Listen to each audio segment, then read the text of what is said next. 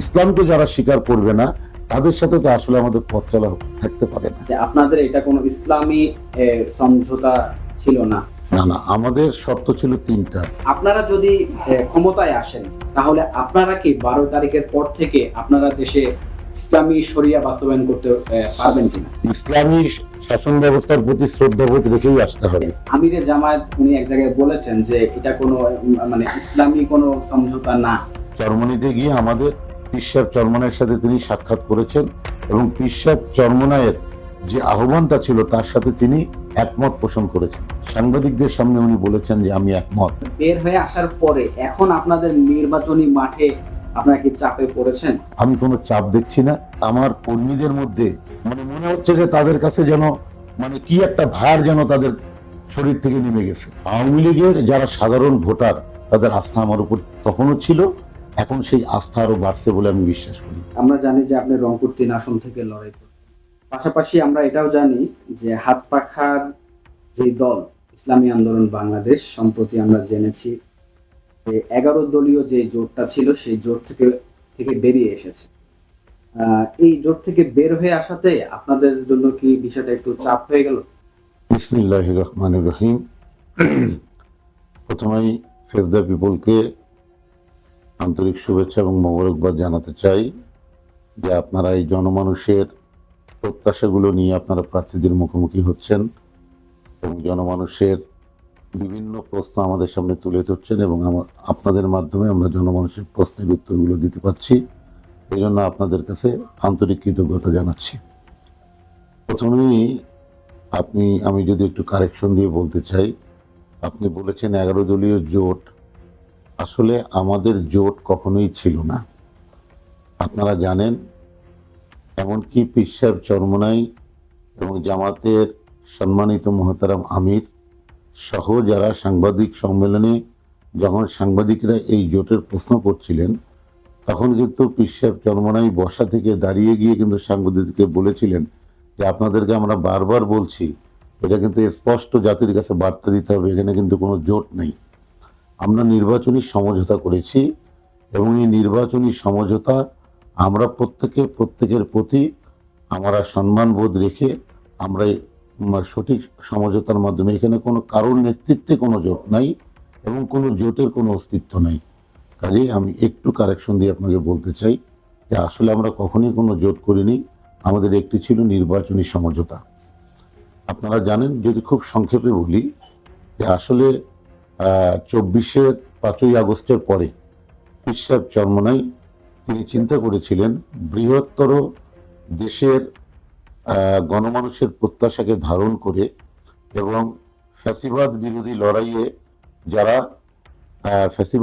লড়াইয়ে যারা শরিক ছিলেন, এই শরিক দলগুলোর মধ্যে ইসলামের পক্ষে যারা ইসলামকেই আসলে ইনসাফের মূল ধারা মনে করে, ইসলামকেই কল্যাণ হিসেবে যারা বিশ্বাস করে, এই সমস্ত ইসলামী দলগুলোকে নিয়ে পীর সাহেব চরমনাই চিন্তা করেছিলেন যে বিগত 54 বছর থেকে আমরা এই দেশে পালাক্রমে ইসলামী কোনো দল এককভাবে ক্ষমতায় আসতে পারেনি। তারা বিভিন্নভাবে অন্যের কাছে সবার হয়ে তাদের ক্ষমতায় যাওয়ার সিঁড়ি হিসেবে ব্যবহৃত হয়েছেন। আর তাদের ক্ষমতায় যাওয়ার সিঁড়ি হিসেবে ব্যবহৃত হয়েছেন, কিন্তু আসলে ইসলামের পক্ষে সংসদে কোনো আইনও তারা পাশ করাতে পারেননি। ইসলামের এই কল্যাণের ছোঁয়া জনগণ পায়নি। পীর সাহেব চরমনাই সে চিন্তা থেকেই ভেবেছিলেন যে ইসলামের পক্ষে, ইসলামের যে ভোটগুলো আমাদের পৃথক পৃথক বাক্সে পড়ছে, পীর সাহেব চরমনাই বৃহত্তর স্বার্থে চিন্তা করেছিলেন যে দেশে ইসলামকে প্রতিষ্ঠা করতে হলে, ইসলামের কল্যাণের ছোঁয়া জনগণের মধ্যে পৌঁছাতে হলে, সংসদে আমাদেরকে সংখ্যাগরিষ্ঠতা লাভ করতে গেলে ইসলামী দলগুলোর ভোট একটা বাক্সের মধ্যে নিয়ে আসা যায় কিনা। এই জন্য তিনি একটু উদাত্ত আহ্বান জানিয়েছিলেন যে যারা ইসলামকে ভালোবাসেন, ইসলামী শাসন ব্যবস্থা দেখতে চান এবং যারা দেশপ্রেমিক, ইসলামের বাইরে যারা দেশপ্রেমিক এবং দেশের কল্যাণকামী জনতা, যে কল্যাণকামী দলগুলো, তাদের কাছে তিনি ওয়ান বক্স পলিসির একটি ফর্মুলা তিনি দাঁড় করিয়েছিলেন। আপনি বললেন যে ইসলাম প্রিয় এবং ইসলামের বাইরে যারা দেশপ্রেমিক, দেশপ্রেমিক তো এর এর মাধ্যমে কি এই জিনিসটা বলার কোনো অবকাশ আছে কি না যে আপনাদের এটা কোনো ইসলামী সমঝোতা ছিল না? না না, আমাদের শর্ত ছিল তিনটা। প্রথম শর্তই ছিল ইসলাম, দেশ এবং মানবতার পক্ষে। অর্থাৎ তিনটা কন্ডিশন এখানে। একটা হলো ইসলাম হলো সবচেয়ে অগ্রযোগ্য, এটা প্রথমেই শর্ত রাখা হয়েছে। ইসলাম, দেশ অর্থাৎ দেশপ্রেমিক, এবং মানবতা। মানবতার প্রয়োজনে যারা আমাদের ইসলামকে আমি বলতে চাচ্ছিলাম যে এই যে সম্প্রতি যে একটা বিতর্ক সামনে আসছে, যে এই সমঝোতা বলেন বা জোট বলেন বা ঐক্য বলেন, যেটাই বলেন, এটাকে কি আদৌ ইসলামী সমঝোতা বলা হবে না? নিঃসন্দেহে বিশ্বের চরমোনাই সর্বপ্রথম শর্তই দিয়েছেন, ইসলামের বাইরে দেশপ্রেমিক দলগুলো যদি আসতে চায় তাহলে তাদেরকে ইসলামী শাসন ব্যবস্থার প্রতি শ্রদ্ধাবোধ রেখেই আসতে হবে। কারণ দেশপ্রেমিক দলগুলো দেশের প্রতি যদি দায়িত্ব পালন সত্যি করতে চায়, তাহলে ইসলামী রাষ্ট্রনীতির মধ্যে মাতৃভূমির কথা যেভাবে বলা আছে যে যার মধ্যে দেশপ্রেম নাই তার মধ্যে ঈমান নাই। এই জন্যই প্রতিটি ঈমানদার মানুষই অবশ্যই দেশপ্রেমিক। সবচেয়ে বড় দেশপ্রেমিক হলো খাঁটি ঈমানদার, যারা আল্লাহ এবং আল্লাহ রসুলের অনুশাসনের উপরে যারা বিশ্বাস রাখেন। এই জন্যই পীর সাহেব চরমোনাই ইসলাম, দেশ এবং মানবতার কথা বলেছেন। ইসলামী দল 6টার বাইরে যে 2টা দল আমাদের সাথে প্রাথমিক পর্যায়ে যুক্ত ছিলেন, একটা ছিল বিডিপি, বাংলাদেশ ডেভেলপমেন্ট পার্টি, এবং আরেকটা হলো জাতীয় গণতান্ত্রিক পার্টি।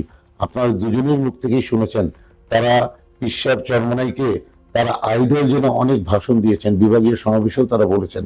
কাজী পীর সাহেব চরমোনাইয়ের যে ইসলাম যে আসলে সত্যিকার অর্থে ইসলামী যে আসলে একমাত্র সত্যের রাস্তা এবং দেশের কল্যাণ করতে পারে, এটা তারা স্বীকার করে নিয়ে এসেছিলেন।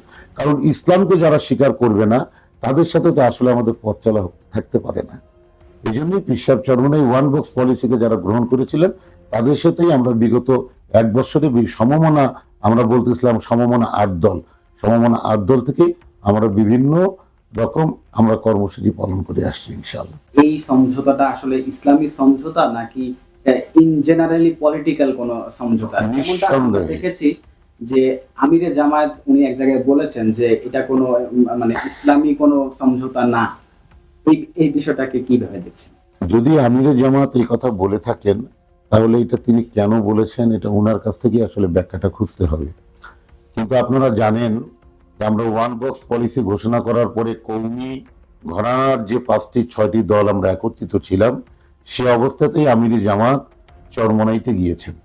চরমোনাইতে গিয়ে আমাদের পীর সাহেব চরমোনাইয়ের সাথে তিনি সাক্ষাৎ করেছেন এবং পীর সাহেব চরমোনাইয়ের যে আহ্বানটা ছিল তার সাথে তিনি একমত পোষণ করেছেন। এবং পীর সাহেব চরমোনাই যে কয়েকটি কথা বলেছেন সাংবাদিকদের সামনে উনি বলেছেন যে আমি একমত। যখন তিনি একমত পোষণ করেছেন তখন পীর সাহেব চরমোনাই, যদিও আপনারা জানেন আকীদাগত বেশ কিছু পার্থক্য জামাতের সাথে আমাদের অতীতে ছিল, যেটা আপনারা সাংবাদিকরাও আসলে জানেন, আমাদের আকাবিররা জামাতে ইসলামের সাথে তাদের একটা আকীদাগত জায়গায় একটা দূরত্ব রয়েছে। তারপরেও বৃহত্তর দেশের কল্যাণের স্বার্থে, ইসলাম এবং মানবতার স্বার্থে পীর সাহেব চরমোনাই ভেবেছিলেন যে আকীদা যার যার জায়গায় থাক, যেহেতু কোরআনী শাসন তারাও কায়েম করতে চায়, আমরাও কোরআনী শাসন কায়েম করতে চাই। তারা বলে সৎ লোকের শাসন, আমরা বলি মোত্তাকি পরহেজগার লোকের শাসন। এখানে ছোট্ট একটা ফারাক হলো, সৎ লোক একজন হিন্দুও হতে পারে, সৎ লোক একজন বৌদ্ধ খ্রিস্টানও হতে পারে, কিন্তু তার ভিতরে কিন্তু আল্লাহর ভয় আছে কিনা এটা আপনি নিশ্চিতভাবে বলতে পারবেন না। কিন্তু মোত্তাকি লোকের শাসন চাই যে আমরা বলি, এটার কারণ হলো যার ভিতরে আল্লাহর ভয় আছে, যে সার্বক্ষণিক বিশ্বাস করে যে আমার প্রতিটি কাজের হিসাব আমার আল্লাহ পাক আমার কাছ থেকে নেবেন এবং আল্লাহর কাছে জবাবদিহি করতে হবেন। তা পীর সাহেব চরমোনাই যেহেতু তারাও কোরআনের শাসন চায়, আমরাও কোরআনের শাসন চাই, সামান্য যে মতবিরোধটা আছে, যে আকীদাগত যে বিশাল একটা পার্থক্য আছে, সেই আকীদার সাথে সেই পার্থক্যের কথা শেষ পর্যন্ত কিন্তু প্রতিটা জায়গায় যখন প্রশ্ন করা হয়েছে নায়েবে আমিরকে, নায়েবে আমির বলেছে আমরা পূর্বে যা বলেছি এখন আমরা সেটাই বলি। কাজেই তাদের আকীদা যে শুদ্ধ হয়ে গেছে কিন্তু এটা কিন্তু আমরা কোথাও বলিনি। আমরা বলেছি দেশের প্রয়োজনে ইসলাম এবং দেশের প্রয়োজনে যার যার আকীদা তার কাছে রেখে আমরা একটি সমঝোতা করেছি। সমঝোতা করেছেন, কিন্তু আমরা সর্বশেষ দেখলাম যে সেখান থেকে আপনারা বের হয়ে আসলেন। আলহামদুলিল্লাহ। বের হয়ে আসার পরে এখন আপনাদের নির্বাচনী মাঠে আপনারা কি চাপে পড়েছেন এমন মনে হচ্ছে কিছু, নাকি আপনারা আগের চেয়ে ভালো আছেন? আলহামদুলিল্লাহ, বরঞ্চ আমরা এখান থেকে বের হয়ে আসার পরে মনে হয় 2 দিন অতিক্রান্ত হলো। এই 2 দিনের মধ্যে আমি আমার কর্মীদের মধ্যে অসম্ভব পরিমাণে তাদের উদ্দীপনা এবং তাদের মনে হচ্ছে যে তাদের কাছে যেন কি একটা ভার যেন তাদের শরীর থেকে নেমে গেছে। কারণ আপনারা জানেন, ইসলামী আন্দোলন বাংলাদেশে আমরা যারা শপথ গ্রহণ করি 1987 পর থেকে অদ্যাবধি, আমাদের একটাই আকাঙ্ক্ষা যে আমরা মৃত্যুর আগে ইসলামী অনুশাসন দেখে যেতে চাই। আমরা আল্লাহর রসুল যে দান্তান মোবারক শহীদ করে আল্লাহর দেয়া ইসলামী রাষ্ট্র প্রতিষ্ঠা করলেন, খেলাফতি জীবন ব্যবস্থা রেখে গেলেন, এই খেলাফতি জীবন ব্যবস্থার কিছুটা নমুনা আমরা যদি দেখে কবরে যেতে পারি, তাহলে এটাই হলো আমাদের আত্মার শান্তি। আল্লাহর কাছে অন্তত আমরা বলতে পারবো আপনার নবীর দান্তান মোবারক সহি ধারায় যেভাবে সাহাবা আজমিন রাদিয়াল্লাহু আনহুম পরিচালনা করেছেন, সেই সহি ধারায় আমরা এই ইসলামী রাষ্ট্র পরিচালনা করার জন্য আমরা আপনার চেষ্টা করেছি। কাজেই আমি কোনো চাপ দেখছি না। এবং আলহামদুলিল্লাহ, যারা হকপন্থী ওলামায়ে কেরাম, আজকে আমি অনেক ইমাম মুয়াজ্জিনদের সাথে আমি কথা বলেছি, তাদের সাথে সাক্ষাৎ হয়েছে। অনেক মাদ্রাসার মুহতামিমরা আমাকে ফোন দিয়েছেন, তারা আমাকে মোবারকবাদ জানিয়েছেন যে আলহামদুলিল্লাহ আমরা খুব দুশ্চিন্তায় ছিলাম, তা ইনশাআল্লাহ এখন আপনারা স্বচ্ছ হয়ে গেছেন, আমরা ইনশাআল্লাহ আপনাদের পাশে আছি। কাজে আমি তো আরো অনুপ্রেরণা পাচ্ছি যে ইনশাআল্লাহ মানুষের মধ্যে আরো ব্যাপক সাড়া পড়েছে যে ইনশাআল্লাহ যারা আল্লাহ এবং আল্লাহর রসুলের কোরআন এবং সুন্নাহ অনুযায়ী যারা রাষ্ট্র পরিচালনার জন্য যারা কাজ করছে, তাদের পক্ষেই ইসলাম প্রিয় জনতা, মানবতা দেশ প্রিয় জনতা তাদের পক্ষে থাকবেন বলেই আমি আমার হৃদয় থেকে সাড়া পাচ্ছি এবং এর জন্য আমি আরো বেশি উজ্জীবিত। সর্বশেষ যে মেয়র ইলেকশনে আপনি বিপুল পরিমাণ ভোট পেয়েছেন এবং সেটার উপরে বেস করে আপনি এবার মনে করছেন যে আপনার সেই ভোটটা আরো বাড়বে, কিন্তু জনগণের অনেকের মধ্যেই আমরা একটা প্রশ্ন আমরা দেখতে পাচ্ছি যে তারা বলছে সেবারের মেয়র ইলেকশনে আপনি যে ভোট পেয়েছেন সেই ইলেকশনে যেহেতু আওয়ামী লীগ এবং জাতীয় পার্টির বাইরে অন্যরা কেউ নির্বাচনী মাঠে ছিল না, তো সেই সময় আপনি তাদেরও ভোটটা পেয়েছেন। কিন্তু এবারের নির্বাচনে তো সবাই আছে আওয়ামী লীগ ছাড়া, তাহলে আপনার সেই পরিমাণ ভোট পাওয়ার সম্ভাবনাও অনেকে দেখে না বলছে, আপনি কি বলেন? দেখেন, এখানে আমি আপনাকে 2টা যুক্তি উপস্থাপন করতে চাই। একটা হলো সে সময় আওয়ামী লীগের স্বর্ণালী যুগ, আওয়ামী লীগ ক্ষমতায়, সেই আওয়ামী লীগ মাত্র 23,000 কি 24,000 ভোট পেয়ে তারা জামানত হারিয়েছে। আমি যতটুকু জানি আওয়ামী লীগের সাধারণ ভোটার যারা, তারা আওয়ামী লীগের প্রতি আস্থা হারিয়ে তারা আমাকে ভোট দিয়েছে, বিশ্বাস করে তারা ভোট দিয়েছে। আওয়ামী লীগের জোয়ার ছিল তখন, আওয়ামী লীগের তো ভোটার সংখ্যা ছিল, তাদের তো প্রায় 35% তাদের হলো জনসমর্থন। তাহলে তাদের জামানত বাজেয়াপ্ত হলো, আমি 50,000-এর উপরে ভোট পেলাম। তার মানে আওয়ামী লীগের যারা সাধারণ ভোটার তাদের আস্থা আমার উপর তখনও ছিল, এখন সেই আস্থা আরো বাড়ছে বলে আমি বিশ্বাস করি। পাশাপাশি আপনি বলছেন বিএনপি এবং জাতীয় বিএনপি এবং অন্যান্য দল, আচ্ছা যদি বিএনপির ভোট আমি পেয়ে থাকি, তাহলে বিএনপির সেই মানুষগুলো সে সময় আমাকে কেন ভোট দিয়েছে, এটা একটু চিন্তা করেন। ওদের বক্তব্য হচ্ছে যে যেহেতু আমাদের কোনো প্রার্থী নাই সেজন্য আমরা আপনাকে ভোট দিই। দেখেন, বিএনপির মধ্যে আপনারা জানেন, এটার সাথে আমি অত্যন্ত বিনয়ের সাথে দ্বিমত পোষণ করি আমার যৌক্তিক জায়গা থেকে। আপনারা জানেন যে বিএনপির মধ্যে তাদের গ্রুপিং এবং লবিং অনেক বেশি। আমরা যতটুকু জানি যে দলীয় কোন্দলের মধ্যে আজকে বিভিন্নভাবে তারা প্রতিটা আসনে, বিশেষ করে আমার আসনের মধ্যে 3-4টা গ্রুপ লক্ষ্য করা যায়। এটা আমি উল্লেখ করতে চাচ্ছি না, এমনকি রিটা রহমান তিনিও বিদ্রোহী প্রার্থী হয়েছিলেন। তাইলে এই যে এত বিদ্রোহী প্রার্থী এবং এত গ্রুপিং লবিং, সবাই যদি বিএনপির বর্তমান প্রার্থীকে পছন্দ করতেন, তাহলে তো এত গ্রুপিং লবিং থাকার কথা ছিল না। তারা নিজেরাই তো প্রার্থীর বিষয়ে হতাশ। কাজেই এই হতাশাগ্রস্ত প্রার্থীরা একজন ভালো মানুষকে বেছে নেবেন। আমি মনে করি বিএনপির যে মানুষগুলো গতবার আমাকে ভোট দিয়েছিলেন, তাদের প্রত্যেকের ভোট না পেলেও সেই মানুষগুলোর মধ্য থেকে আমি অন্তত তখন যারা ভোট দিয়েছিলেন এখনো তাদের ভোট আমি আশা করছি। পাশাপাশি এই গ্রুপিং লবিং এ যারা হতাশাগ্রস্ত, তারাও ইনশাআল্লাহ আমার পক্ষেই তারা সমর্থন দিবেন বলে আমি বিশ্বাস করি। আমি আশা করি বাকিটা আল্লাহ পাকে দিচ্ছেন। আপনি বলছেন যে আপনাকে তারা সমর্থন দেবে এবং আপনাকে জনগণ আপনাকে সমর্থন দেবে, কিন্তু এর মধ্যে আমরা আপনার আসনের অনেক ভোটারদের কাছ থেকে একটা বিষয় আমরা লক্ষ্য করেছি, অনেকেই বলতে শোনা যায়, আমাদের কেউ অনেকে বলেছে যে তারা আগে আপনাকে ভোট দেওয়ার ব্যাপারে চিন্তা ছিল, কিন্তু আপনার সামাজিক যোগাযোগ মাধ্যম সহ বিভিন্ন বিতর্কিত অ্যাক্টিভিটির জন্য আপনাকে তারা ভোট দিবে না। তাদের ব্যাপারে আপনি কি বলবেন? আমি জানি না কোন কথাটাকে তারা বিতর্কিত হিসেবে নিয়েছে। বিষয় হলো সত্য উচ্চারণ। এই সত্য অনেকের কাছেই অপ্রিয়। আমার মনে হয় না আমার ফেসবুক পেজ যদি আপনারা দেখেন কোথাও আমি কোনো বিতর্কিত মন্তব্য করেছি। আমি একটা জিনিসের প্রতিবাদ করেছি, যখন আমি যখন কিছুটা হলেও আন্দাজ করতে পেরেছি যে সমঝোতা পরস্পর পরস্পরের প্রতি সম্মানজনক অবস্থানে থেকেই সমঝোতার আলোচনায় এগিয়ে নিতে হয়। কম বেশি হতেই পারে, কিন্তু আপনার সাথে আমরা 5 জন মিলে সমঝোতা করেছি, 8 জন মিলে সমঝোতা করেছি। আপনার এবং আমার যে কোনো সিদ্ধান্ত আপনার আমার সাথে আলাপ করে আলোচনা করে এই সিদ্ধান্ত নেওয়া দরকার।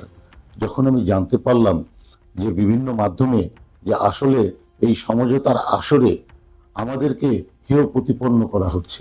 আপনারা আমাদের মুখপাত্র গাজী আতাউর রহমান সাহেবের কথা শুনেছেন।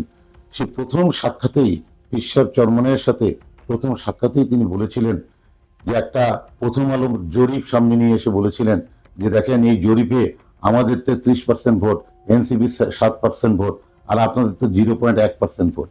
আচ্ছা বলেন, যদি 33 আর 7 40 হয়, তাহলে 0.1% ভোট আমরা তাদের সাথে থেকে লাভটা কি? তাহলে তো আমাদের ভোটের তাদের প্রয়োজন নাই। তাহলে এখানে আমাদের মুখপাত্র বলেছেন তাহলে তো তারা আমাদের প্রতি অনুগ্রহ করছে। কাজে কার অনুগ্রহের পাত্র হয়ে ইসলামী আন্দোলন বাংলাদেশ যদি রাজনীতি করতো, তাহলে আওয়ামী লীগের পিরিয়ডে 20টা সিটের অফার ছিল, আর বিএনপির পিরিয়ডেও আমাদের 25টা সিটের অফার ছিল। বর্তমান বিএনপিও 30টা সিটের অফার দিয়েছে, কিন্তু আমরা ইসলামকে কুরবানি করে আমরা এমপি মন্ত্রী হতে চাই না। সে সময় আমি একটি কথাই বলেছিলাম যে মুরলীপনার সমঝোতা, এই সমঝোতার মধ্যে মুরলীপনা চলে না, এই কথাটাই আমি আমার ফেসবুক পোস্টের মধ্যে উল্লেখ করেছিলাম।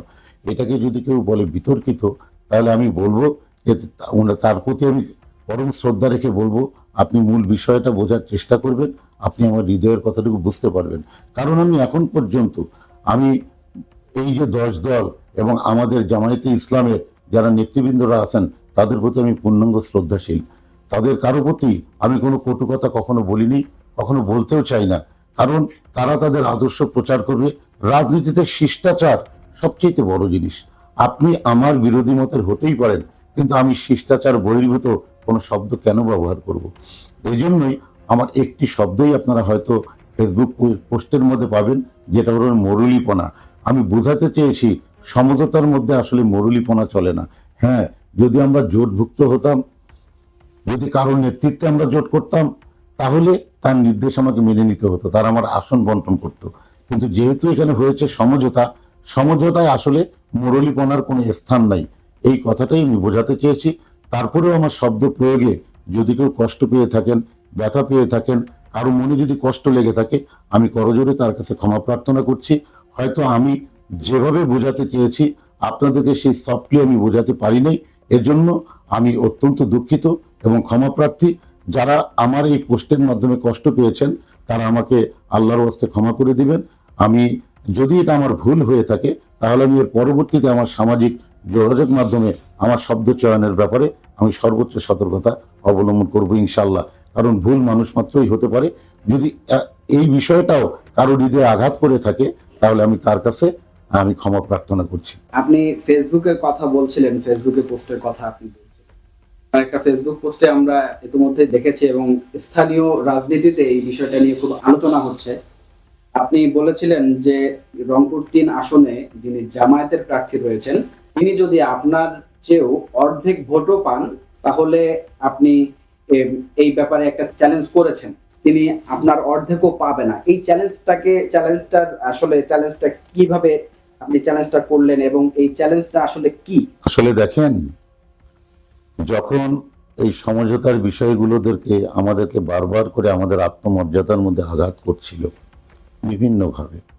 আমাদের শীর্ষ পর্যায়ের আমির থেকে শুরু করে, আমাদের শীর্ষ পর্যায়ের কেন্দ্রীয় নেতৃবৃন্দ থেকে শুরু করে, এমনকি আমাদের স্থানীয় পর্যায়ে আমাদেরকেও যখন বিভিন্ন সোশ্যাল মিডিয়ায় যোগাযোগ মাধ্যমে বলা হচ্ছিল যে আমি জামানত হারাবো, হাত পাখার প্রার্থী জামানত হারাবে, হাত পাখার প্রার্থী রংপুরের 10,000 ভোটও নাই, এই কথাগুলো যখন বিভিন্নভাবে সোশ্যাল মিডিয়ায় বারবার করে যখন বলছিল, তখন আমি আমার বিশ্বাস থেকে আমি বলেছি যে এটা আমার চ্যালেঞ্জ থাকলো, ইনশাল্লাহ আমি জামাতে ইসলামের চেয়ে ডাবল ভোট পাবো ইনশাআল্লাহ। এটা আমি চ্যালেঞ্জ ছুড়ে দিয়েছি, কারণ আমি জানি যে ইনশাআল্লাহ রংপুরে যদি জামাত প্রার্থী এবং আমরা যদি মুখোমুখি হই, ইনশাআল্লাহ জামাতের চেয়ে অনেক বেশি ভোট আমাদের আছে।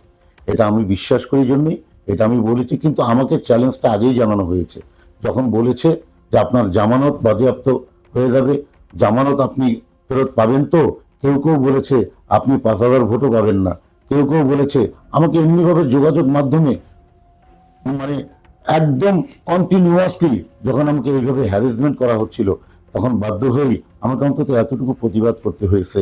আমি তখন চ্যালেঞ্জ ছুড়ে দিয়েছি তাদের কাছে যে ইনশাআল্লাহ আমি কি বলে জামাতের প্রার্থী ডাবল ভোটে আমি আগায় থাকবো ইনশাআল্লাহ। আমি আশা করি যে আমার এই চ্যালেঞ্জে আল্লাহ পাক, আমি ইসলামের পক্ষে শক্তির প্রতি আস্থা রেখে, ইসলাম দেশ এবং মানবতার শক্তির পক্ষে আমি আস্থা রেখে, আমাদের স্বাধীনতা সার্বভৌমত্বের প্রশ্নে আমি বিশ্বাস রেখে, যারা স্বাধীনতা সার্বভৌমত্ব আঞ্চলিক অখণ্ডতায় বিশ্বাস করেন, যারা অতীতের ভূমিকা সম্পর্কে জানেন, আমাদের রাজনৈতিক অতীত এবং জামাতের রাজনৈতিক অতীত যারা বিশ্লেষণ করেন, সর্বদিক দিয়ে চিন্তা ভাবনা করে যে ভোটাররা তো এখন অনেক সচেতন, এই ভোটাররা দুইটি দলের মধ্যে যদি একটি দলকে বেছে নিতে চায়, আমার বিশ্বাস ইনশাআল্লাহ তাদের চেয়ে ডাবলের চেয়েও বেশি ভোটাররা আমাকেই পছন্দ করবেন। সেই বিশ্বাস বোধ থেকেই আমাকে যখন চ্যালেঞ্জ জানানো হয়েছে, আমি সেই চ্যালেঞ্জটা গ্রহণ করেছি। মাত্র একটা প্রশ্ন সামনে আসছে যে আপনারা জামায়াতে ইসলামের সাম্প্রতিক একটা বিষয় নিয়ে খুবই আলোচনা হচ্ছে যে জামায়াতের আমির বলেছিলেন যে তারা দেশে ইসলামী শরিয়া বাস্তবায়ন করবেন না, যদিও পরে এটাকে একটু কারেকশন করে বলা হয়েছে যে বর্তমান বিদ্যমান আইনই দেশের জন্য যথেষ্ট। এই যে বিষয়টার পরে আমরা দেখলাম যে ইসলামী আন্দোলনের পক্ষ থেকে এটা বলা হচ্ছিল যে জামায়াত এই দেশে ইসলামী শরিয়া বাস্তবায়ন করতে চায় না। তো প্রশ্ন হচ্ছে, আপনারা যদি ক্ষমতায় আসেন, এবার সরকার গঠন করতে পারেন, তাহলে আপনারা কি 12 তারিখের পর থেকে আপনারা দেশে ইসলামী শরিয়া বাস্তবায়ন করতে পারবেন কিনা? আলহামদুলিল্লাহ, আপনার প্রশ্নের উত্তরে আসার আগে আপনি যে ভূমিকা দিয়ে শুরু করেছেন, সেই ভূমিকা ধরে আমিও কিছুটা ভূমিকার রেস্ট আনতে চাই। আমাদের লক্ষ্য আল্লাহ পাকের রেজাবন্দি হাসিল করা, আর উদ্দেশ্য হলো মানব রচিত যে জীবন ব্যবস্থা, এই জীবন ব্যবস্থাকে জাহিলি জীবন ব্যবস্থাকে পরিবর্তন করে সাহাবা আজমাইনদের নমুনায় একটি কল্যাণ রাষ্ট্র গঠন করা। এখানে সাহাবা আজমাইনদের নমুনা, এর পরবর্তীতে যখন আমাদের রেজিস্ট্রেশন হয়েছে, আমরা যখন রেজিস্ট্রেশন নিয়েছি রাজনৈতিক দল হিসেবে, তখন আমরা ম্যানিফেস্টো জমা দিয়েছি। আমাদের ম্যানিফেস্টোতে আমাদের স্পষ্টভাবে উল্লেখ আছে যে আমরা কোরআন সুন্নাহ ভিত্তিক সাহাবা আজমাইনদের নমুনায় আমরা একটি কল্যাণ রাষ্ট্র গঠন করতে চাই। তো সাহাবা আজমাইনদের নমুনাই হলো আমাদের শরিয়া। সাহাবা আজমাইন রাসূলুল্লাহ সাল্লাল্লাহু আলাইহি ওয়াসাল্লাম যে ইসলামী রাষ্ট্র এবং ইসলামী রাষ্ট্রের রূপরেখা, প্রথম যে সংবিধান প্রণয়ন করেছেন, এই সংবিধানের মূল ভিত্তি হলো শরিয়া, কুরআন, হাদিস, ইজমা, কিয়াস। কাজেই আমরা মনে করি আমাদের যে প্রচলিত আইন, আমাদের যে প্রচলিত অর্থনৈতিক ব্যবস্থা, আমাদের যে প্রচলিত বিচার ব্যবস্থা, সমস্ত বিচার ব্যবস্থার মধ্যে যে সমস্ত মনে করেন যে বিচার ব্যবস্থার মধ্যে যে আইনগুলো আমাদের কালা কানুন বলা হয়, যেখানে মনে করেন ফ্যাসিবাদ তৈরি হওয়ার সম্ভাবনা থাকে এবং আমাদের ইনসাফের ক্ষেত্রে যেখানে বেইনসাফ হয়ে যায়, আমরা আমাদের অর্থনৈতিক যে পুঁজিবাদী অর্থনৈতিক ব্যবস্থা, যেটা সুদ ভিত্তিক অর্থনীতি ব্যবস্থা, এটাকে যদি আমরা জাকাত ভিত্তিক অর্থনীতি ব্যবস্থা, এমনি ভাবে যদি আমরা ধাপে ধাপে এগুলো বাস্তবায়ন করতে পারি, আর শরিয়া যদি শরিয়ার কল্যাণ এবং তার যে বহুমুখী জনগণের যে সুবিধা এবং জনগণের যে ইনসাফ, এই ইনসাফ প্রতিষ্ঠা করতে গেলে শরিয়া একটি অবশ্যই সবচেয়ে কল্যাণমুখী একটি জীবন ব্যবস্থা। কাজেই শরিয়ার সাথে কোন রকম আপোষ করার তো আমাদের সুযোগ নাই। আমার স্পেসিফিক প্রশ্নটা ছিল এই জায়গাটায় যে আপনারা যদি ক্ষমতায় আসেন, তাহলে শরিয়া কি আপনারা মানে বাস্তবায়ন করতে পারবেন কি? আলহামদুলিল্লাহ, যদি আমরা সরকার গঠন করতে পারি। আপনি জানেন শরিয়ার অনেক আইন এখন কিন্তু আমাদের বর্তমান যে প্রচলিত আইন আছে এর মধ্যে কিন্তু প্রচলিত আছে। যেমন আপনি দেখেন না কেন, মেরাজ, পারিবারিক আইন, কিন্তু শরিয়া আইনগুলোই আছে, বেশ কিছু কিন্তু প্রতিষ্ঠিত আছে। এরপরে আমাদের অর্থনৈতিক ব্যবস্থা, এই অর্থনৈতিক ব্যবস্থা আপনারা দেখবেন বর্তমান যে পুঁজিবাদী অর্থনৈতিক ব্যবস্থায় তারা ধনীরা শুধু ধনী হয় আর গরিবরা আরো গরিব হয়ে যায়। অর্থাৎ গরিবদের জন্য খুব একটা সুবিধা নেই। আমরা যদি কল্যাণময় এই যে জাকাত ভিত্তিক অর্থনীতি যদি আমরা গড়ে তুলতে পারি, তাহলে একদিকে আমরা সুদের হারামের গোনা থেকে বাঁচবো, আরেক দিকে আমরা ধনী এবং গরিবের মধ্যে যে ব্যবধানটা তৈরি হচ্ছে এই ব্যবধান কমিয়ে এই অর্থনীতির আমরা একটা সমন্বয় সাধন করে দেশকে আমরা উন্নয়নের দিকে নিতে পারবো। কাজেই শরিয়া বাস্তবায়ন তো আমাদের অবশ্যই, এটা আমাদের অবশ্যই প্রাধান্য থাকবে। শরিয়া বাস্তবায়নের কথা বলেই আমার জনগণের কাছ থেকে ভোট নেই। কাজেই তবে তার মানে এই না যে শরিয়া আমরা একদিনে চাপিয়ে দেব। আমরা শরিয়া আইনের কল্যাণময় বিষয়গুলো আমরা সংসদে তুলে ধরব। তুলে ধরার পরে সংসদে যদি আমাদের এই আইনটা পাশ হয়ে যায়, যারা সংসদে যে সমস্ত এমপিরা আছেন এই কল্যাণকামিতা যদি আমরা তাকে বোঝাতে পারি এবং আমাদের হাতে যদি সেই পাওয়ার থাকে, যদি আমাদের ভোটে যদি এটা যদি মনে করেন যে পাশ হয়ে আসে, তখন আমরা ধাপে ধাপে এই শরিয়া আইনকে ইনশাল্লাহ আমরা বাস্তবায়ন করব ইনশাল্লাহ। আর আমার বিশ্বাস একবার যদি আমাদের দেশের জনগণ শরিয়া আইনকে, আসলে কি হয়েছে কি আমাদের শরিয়া আইনকে খুব কঠিন ভাবে পশ্চিমা মিডিয়া, আধিপত্যবাদী মিডিয়া এবং আমাদের সাম্রাজ্যবাদী মিডিয়াটা যারা কক্ষিগত করে রেখেছে, তারা মুসলমানদের এই কল্যাণকামী, এই কল্যাণময় এবং ইনসাফময় যে জীবন ব্যবস্থা, এই জীবন ব্যবস্থার প্রতি মানুষের ভয় ঢুকিয়ে দিচ্ছে। যেমন তারা বলে একজন চুরি করলেই তার হাত কেটে দিবে, শরিয়া কিন্তু তা বলে না। শরিয়া বলে যে স্বভাবের চুরির জন্য হাত কাটা যাবে, অভাবের চোরের জন্য হাত কাটা যায় না। বলতেছে নারীদেরকে ঘরে ঢুকাই দিবে, কিন্তু আপনারা দেখেন ইসলামের ইতিহাসে, আমাদের শাহবাজ মেহেদীর ইতিহাসে নারীরা যুদ্ধও তো করছে, কথা ঠিক কিনা? শাহবাজের পাশাপাশি নারীরা যুদ্ধও করছে, খাওলা রাদিয়াল্লাহু তাআলার কথা আপনারা জানেন। কাজে নারীরা রাষ্ট্রীয় প্রত্যেকটা কাজে, তবে নারীদের পর্দার যে বিধান, নারীদের নিরাপত্তার যে বিধান, নারীদের ন্যায্যতার প্রশ্নে তাদের ন্যায্য অধিকার অনেক অনেক ক্ষেত্রে ইসলাম তাদেরকে অগ্রাধিকার দিয়েছে, তাই না? তাদের এই সমস্ত অধিকারগুলো যখন আমরা তাদেরকে ফিরিয়ে দিতে পারবো, বর্তমান যে পশ্চিমা এবং সাম্রাজ্যবাদী যে নারীবাদীরা আছেন, এই নারীবাদীরা কিন্তু তখন তারা নিজেরাই বুঝতে পারবেন এই কল্যাণের বিষয়টা। কাজে সবাই সেটাকে সাদরে গ্রহণ করবে ইনশাল্লাহ। আপনারা যেভাবে শরিয়া বাস্তবায়ন করতে চাচ্ছেন, এখানে জামায়াতের সঙ্গে আপনাদের পার্থক্যটা কোন জায়গায় আপনারা দেখছেন? দেখেন, আমাদের বিশ্বাস এবং আকীদা, ইসলাম শব্দটা যাদের সাথে আছে তার ইসলামের মূলনীতিকে কখনো অস্বীকার করতে পারে না। খেলাফত মজলিস বলেন, খেলাফত শব্দটা আছে। ইসলামী আন্দোলন বলেন, ইসলাম শব্দটা আছে। জামায়াতে ইসলাম বলেন, ইসলাম শব্দটা আছে। অর্থাৎ ইসলামের যে মূলনীতি, কোরআন, হাদিস, ইজমা, কিয়াস অর্থাৎ শরিয়া, এই শরিয়ার উপরে আগে আমাদের বিশ্বাস ঠিক থাকতে হবে যে শরিয়া আইনটাই হলো মানুষের জন্য মানব রচিত সমস্ত জীবন ব্যবস্থার থেকে ইন্নাদ-দীন ইনদাল্লাহিল ইসলাম, আল্লাহর ঘোষণা যে আমার মনোনীত জীবন ব্যবস্থা হলো ইসলাম, কথা ঠিক কিনা? তা কাজেই আল্লাহ যেটাকে মনোনীত জীবন ব্যবস্থা বলেছেন সেটা হলো সর্বোত্তম। কাজেই শরিয়া ভিত্তিক জীবন ব্যবস্থা হলো প্রতিটি নারী, শিশু, যুবক, দেশপ্রেমে উদ্বুদ্ধ সমস্ত কিছুর জন্য এটাই হলো সবচেয়ে কল্যাণময় জীবন ব্যবস্থা।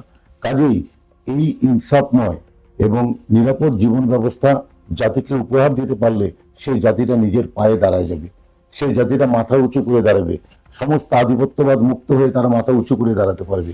কাজে শরিয়াকে কোনোভাবেই অস্বীকার করার কোনো সুযোগ নেই। আমরা জামায়াতকে অস্বীকার আমি বলি, আপনারা দেখেছেন যে কিছুদিন আগে যে জায়গাটায় আমাদের এই জোট ভেঙে যাওয়ার পিছনে সিদ্ধান্ত নিতে কেন্দ্রীয় নেতৃবৃন্দ বাধ্য হয়েছেন, আপনার মুখপাত্রের আমাদের সাংবাদিক সম্মেলনে আপনি শুনতে পেরেছেন। তিনি বলেছেন যে যেদিন বাংলাদেশ জামায়াতে ইসলামের আমির একটি খ্রিস্টান সম্প্রদায়ের অনুষ্ঠানে গিয়েছিলেন, সেখানকার খ্রিস্টান সম্প্রদায়ের যিনি নেতা ছিলেন তার সামনেই কিন্তু তিনি বক্তব্য দিয়েছিলেন যে আমরা জামায়াতে ইসলামের সাথে আমরা কথা বলেছি তারা ক্ষমতায় গেলে শরিয়া আইন বাস্তবায়ন করবে না মর্মে আমরা আশ্বস্ত হয়েছি। যখন তিনি এই কথা বললেন, যদি তিনি এই কথা না বলে থাকেন, উনি তো একটা প্রতিবাদ দেন নাই, বা উনি তো তখন সেটা বিরোধিতাও করেন নাই। আমার প্রশ্নটা একটু একটু আমাকে শেষ করতে দেন, আমি সংক্ষেপে 1 মিনিটই শেষ করব। তা তখন আমাদের মনে একটা সন্দেহ তৈরি হয়েছে, ক্ষমতায় যাওয়ার আগেই যদি আমরা মনে করি শরিয়া আইন বাস্তবায়ন করতে শরিয়া আইনকে আমরা অকার্যকর মনে করি, তাহলে ক্ষমতায় গেলে শরিয়া আইনকে তো আমরা বাদও দিয়ে দিতে পারি। আমি ছোট্ট করে একটু কারেকশন করি। জি, জি। এখানে আপনি যেটা বললেন যে কারেকশন করেনি, ওই সংবাদ সম্মেলনেই যিনি জামায়াতের যে নেতা ছিলেন উনি তাৎক্ষণিকভাবে পরে এসে এতটুকু বলেছেন যে আমাদের জামায়াতের আমির বলেছেন যে বিদ্যমান আইন আমাদের জন্য যথেষ্ট, এই বিষয়টা উনি বলেছেন। আচ্ছা ভাই বলেন, এই জিনিসটা কি যদি বিদ্যমান আইন আমাদের জন্য যথেষ্ট হতো, তাহলে আজকে আমাদের বিচারালয় যে আইনগুলো চলতেছে সব ব্রিটিশ রচিত আইন। এখানে মানুষের উপরে যে জুলুম হচ্ছে, বেইনসাফ হচ্ছে, নারী মনে করেন নারী স্বাধীনতার আইন করতে গিয়ে পুরুষরা অনেক নির্যাতিত হয়ে যাচ্ছে, আবার পুরুষ শাসিত সমাজের জন্য যে আইনটা প্রয়োজন সেখানে নারীরা নির্যাতিতা হচ্ছে। আমাদের ইপটিজিং সব যে বিভিন্ন বিষয়গুলো আছে, বিদ্যমান এই প্রচলিত আইন, এই বিদ্যমান প্রচলিত আইন এটা তো মানুষের জন্য কল্যাণময় নয়। এই বিদ্যমান প্রচলিত আইনেই আমাদের গুম হয়েছে, আমাদের ফ্যাসিস্ট তৈরি হয়েছে, 54 বছর থেকে আমাদের দেশের অর্থ পাচার হয়েছে, তাদের কোনো বিচার কি আজ পর্যন্ত হয়েছে? যে রাষ্ট্রনায়করা দুর্নীতি করেছে, তারাই আবার বীর দর্পে শাসন করেছে, কথা ঠিক কিনা? তা কাজেই দেখেন, আমরা শুধু দেখেছি ক্ষমতার পালাবদল বিদ্যমান আইনে। এজন্যই পিসার চরমনাই বলেন যে বিদ্যমান আইনকে বলবৎ রেখে কিয়ামত পর্যন্ত যদি ক্ষমতার পালাবদল ঘটতে থাকে, দেশের অবস্থার পরিবর্তন হবে না। কারণ একটা কুয়ার মধ্যে যদি আপনার একটা নাপাক জিনিস পড়ে থাকে, সেই কুয়ার পানি আপনি যতই তোলেন না কেন, পানি পাক হবে না। কিন্তু আপনি যদি ওই কুয়ার ওই নাপাক মরা জন্তুটা তুলে আপনি ফেলে দেওয়ার পর 40 বালতি পানি আপনি যদি ফেলে দেন, তারপরে পানিটা পাক। কাজেই সর্বপ্রথম যেই প্রচলিত আইন আমাদের কালা কানুন ফ্যাসিস্ট তৈরি করছে, আমাদের দেশে মনে করেন মাফিয়া তৈরি করছে, আমাদের দেশে ব্যাংক লুটেরা তৈরি করছে, দেশের অর্থ বাইরে পাচার করছে, সেই প্রচলিত আইন দেশের কোনোদিন কল্যাণ আনতে পারে না। কাজে তিনি যে বলেছেন প্রচলিত আইনে, এটাও তো প্রচলিত আইন প্রতিষ্ঠা করার জন্য তো আমরা সমঝোতা করিনি।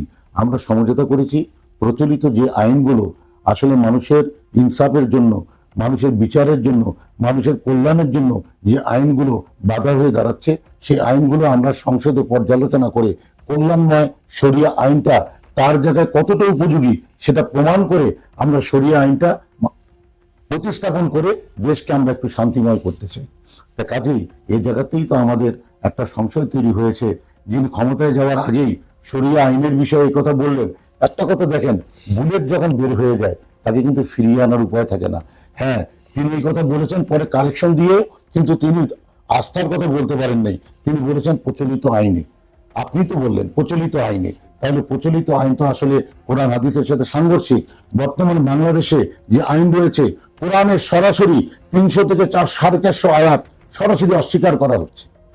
তো কোরআনের যে আয়াতগুলোকে আমাদের বর্তমান সংবিধানে অস্বীকার করা হচ্ছে, সে জায়গাটুকুকে তো অন্তত আমাদের আল্লাহ এবং আল্লাহর রসুলের উপরে যে তহমত আমাদের আইন দ্বারা প্রতিস্থাপন করা হয়েছে, আমরা যারা মুসলমান, আমরা যারা ইসলাম নিয়ে কবরে যেতে চাই, আমাদের চেষ্টাটুকু জারি রাখতে হবে সেই ধোঁকার থেকে, বা আমাদের জনগণকে যে অন্ধকার জগতে রাখা হয়েছে সে অন্ধকারের পর্দাটা ফাঁস করে ইসলামের কল্যাণের রাস্তা তাদেরকে দেখানো।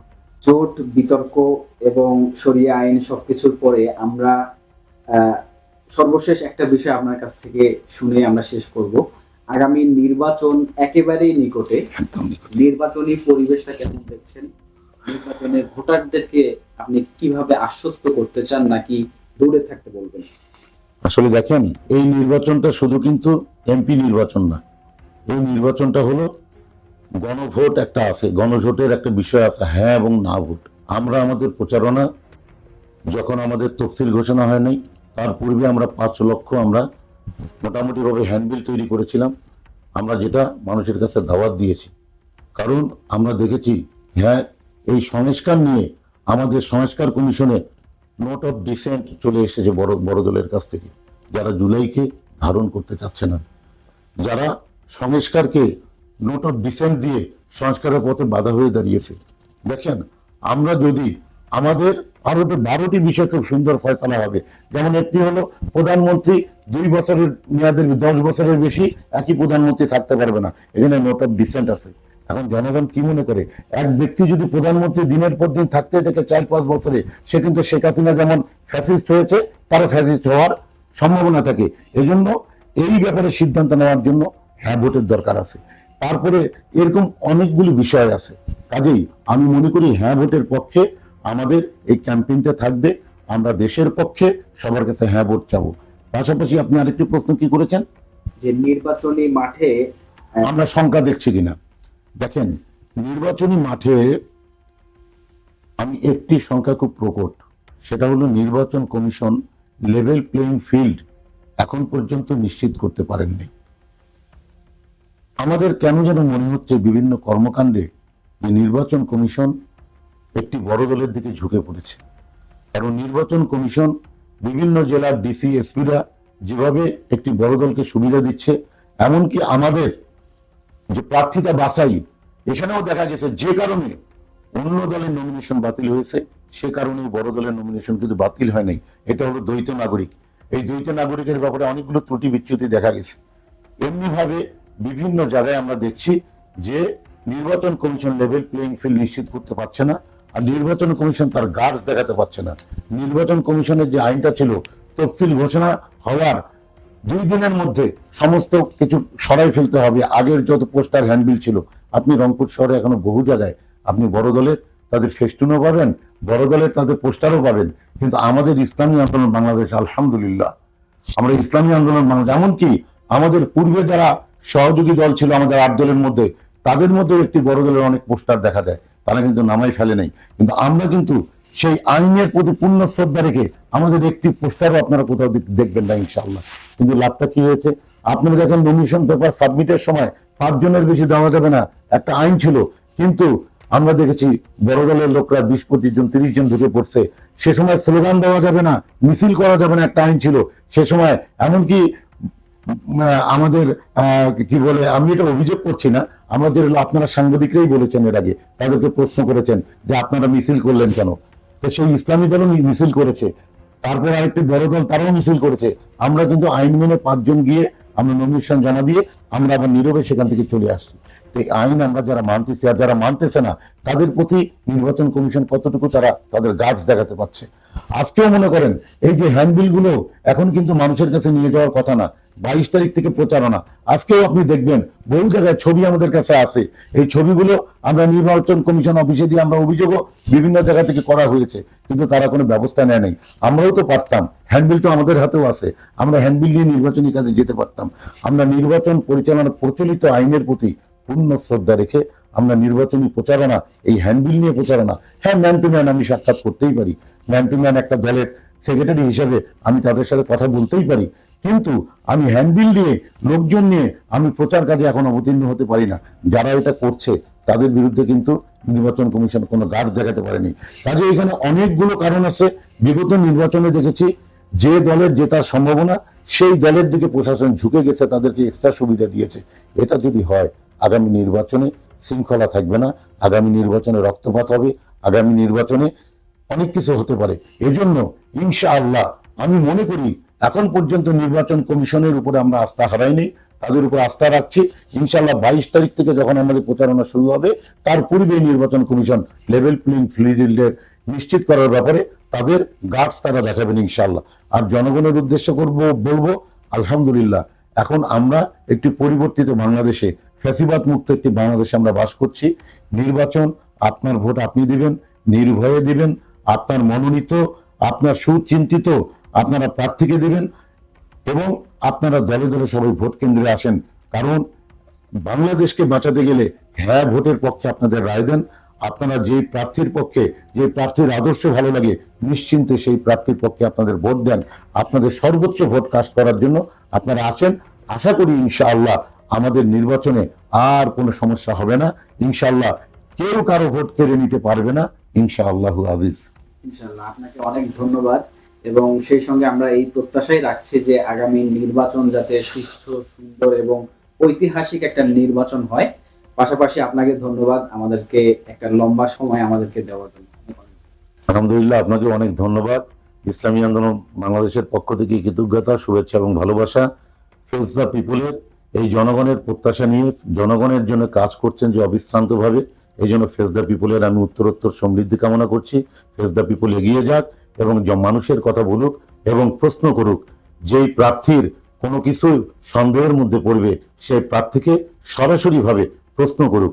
এবং আমি চাই যে আল্লাহ পাক যদি আমাকে নির্বাচিত করে নিয়ে আসেন, আপনি আমার ইস্তেহারে দেখতে পারবেন, আমি ওখানে লিখে দিব ইনশাআল্লাহ আমি প্রতি মাসে ওপেন ডিসকাশন সেশনে আমার জনতার মুখোমুখি আমি হতে চাই। আর সাংবাদিকদের প্রত্যেক প্রশ্নের উত্তর তো আমি ইনশাআল্লাহ নির্দ্বিধায় আমি দিতে চাই ইনশাআল্লাহ। আমার কোনো ত্রুটি দেখলে আপনারা আমাকে প্রশ্ন করবেন, ইনশাআল্লাহ সেই প্রশ্নের আমি আমার ভুল করলে আমি ভুল স্বীকার করব, যদি আমার ভুল না করি আমার যৌক্তিকতা আমি আপনাদের সামনে তুলে ধরবো। আপনাদের প্রশ্নের ধরনে আমি মুগ্ধ হয়েছি। আল্লাহ পাক আপনাদের উত্তর সমৃদ্ধি কামনা করছি।